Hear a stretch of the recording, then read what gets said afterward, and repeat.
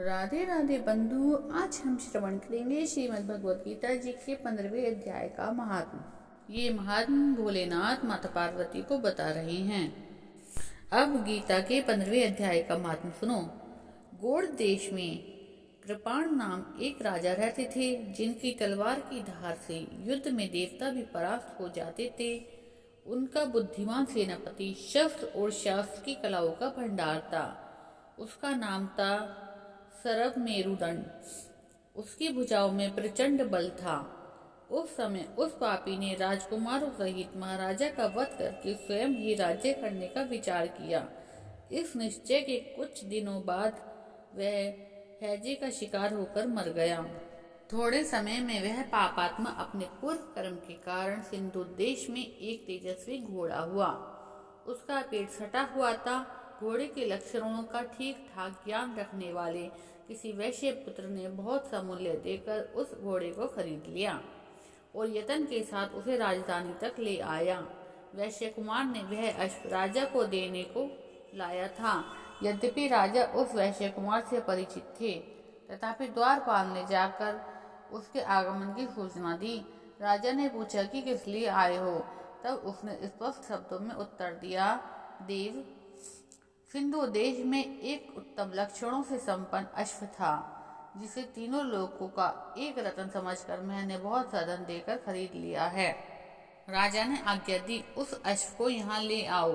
वास्तव में वह घोड़ा गुणों में उच्च श्रवा के समान था। सुंदर रूप का तो मानो घर ही था। शुभ लक्षणों का समुद्र जान पड़ता था। वैश्य घोड़ा ले आया और राजा ने उसे देखा। अश्व का लक्षण जानने वाले अमात्यों ने इसकी बड़ी प्रशंसा की। प्रशंसा सुनकर राजा अपार आनंद में निमग्न हो गए। उन्होंने वैश्य को मुंह मांगा स्वर्ण देकर तुरंत ही उस अश्व को खरीद लिया। कुछ दिनों बाद एक समय राजा शिकार खेलने के लिए उत्सुक हो उस घोड़े पर चढ़कर वन में गए। वहां मृगों के पीछे उन्होंने अपना घोड़ा बढ़ाया। पीछे पीछे सब ओर से दौड़ते आते हुए सैनिक का साथ छूट गया।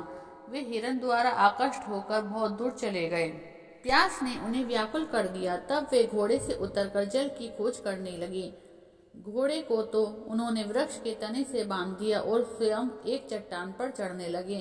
कुछ दूर जाने पर उन्होंने देखा कि एक पत्ते का टुकड़ा हवा से उड़कर शिलाखंड पर गिरा है।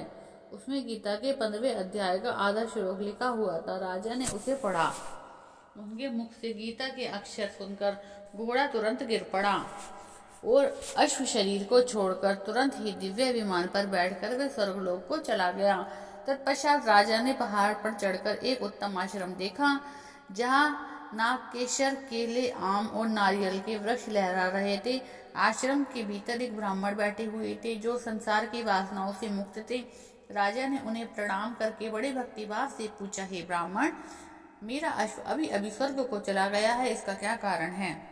राजा की बात सुनकर त्रिकालदर्शी, मंत्रवेत्ता और महापुरुष में श्रेष्ठ विष्णु शर्मा नाम के ब्राह्मण ने कहा, राजन, पूर्व काल में तुम्हारे यहाँ जो सरव मेरुदंड था, उस नाम का सेनापति था, वह तुम्हें पुत्रों सहित मारकर स्वयं राज्य हड़प लेने को तैयार था।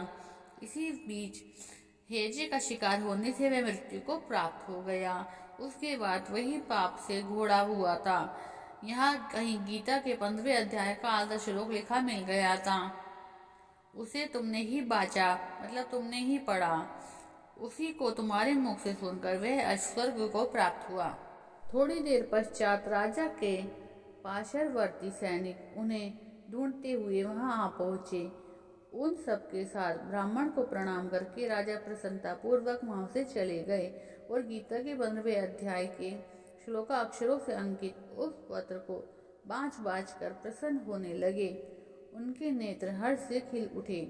घर आकर उन्होंने मंत्रवेत्ता मंत्रियों के साथ अपने पुत्र सिंहबल को राज्य सिंहासन पर अभिषिक्त करा और स्वयं 15वें अध्याय के जप से विशुद्ध होकर मोक्ष को प्राप्त करा। बोलो श्री गीता महापुराण की जय हो।